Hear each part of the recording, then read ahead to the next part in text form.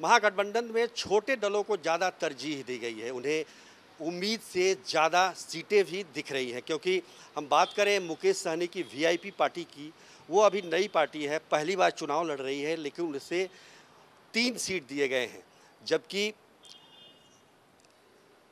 जो मांझी की पार्टी है, हम उसे भी 3 सीट है, आरएलएसपी को 5 सीटें मिली हैं और आरजेडी, जैसा कि पहले ही बताया गया, कि 20 सीटों पर चुनाव लड़ रही है, कांग्रेस 9 सीटों पर चुनाव लड़ रही है।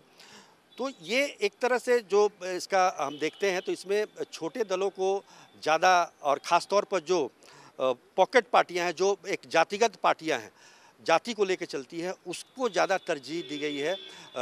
मुकेश सहनी जो कि निषाद जाति से आते हैं, उनके वोट बैंक को ध्यान में रखा गया है। आरएलएसपी के अध्यक्ष उपेंद्र कुशवाहा जो कि कुशवाहा जाति से आते हैं, उनको 5 सीटें दी गई है, जबकि एनडीए में 2 सीटें उनको मिलने जा रही थी। उन्होंने फिर एनडीए छोड़ के वो महागठबंधन में आए। लेकिन ये इन सब के बीच शरद यादव ने जो एक पार्टी बनाई थी, लोकतांत्रिक जनता दल, उस पार्टी को 1 सीट दिया गया है। वो भी आरजेडी के सिंबल पर वो चुनाव लड़ेंगे। जैसा कि बताया गया कि शरद यादव आरजेडी के सिंबल पर ही चुनाव लड़ेंगे। तो कुल मिलाकर देखा जाए तो ये जो महागठबंधन में जो सीटों का बंटवारा हो रहा था, उसमें हो रही देरी की मुख्य वजह ये बताई जा रही थी कि 11 सीटें कांग्रेस मांग रही है और गठबंधन देने के लिए तैयार नहीं, बल्कि आरजेडी इसके लिए तैयार नहीं था।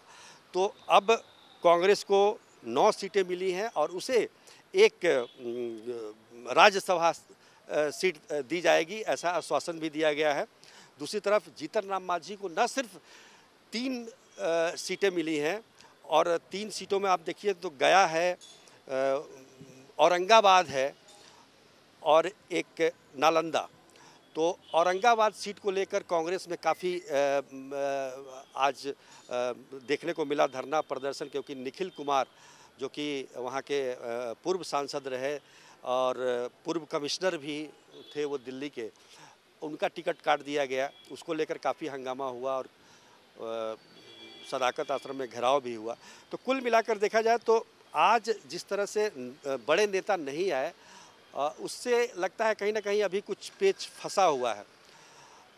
लेकिन सीटों का बंटवारा हो गया है, लेकिन सीट कौन सी होगी वो अभी तक पता नहीं है। अगर ये पहले फेज की बात छोड़ दें तो अभी ये पता नहीं है कि बाकी सीटों पर कौन सी पार्टियां कहां से लड़ेंगी, ये भी अभी जानकारी नहीं है। उम्मीदवारों की बात तो देर की है। सुजीत कुमार झा, बिहार तक।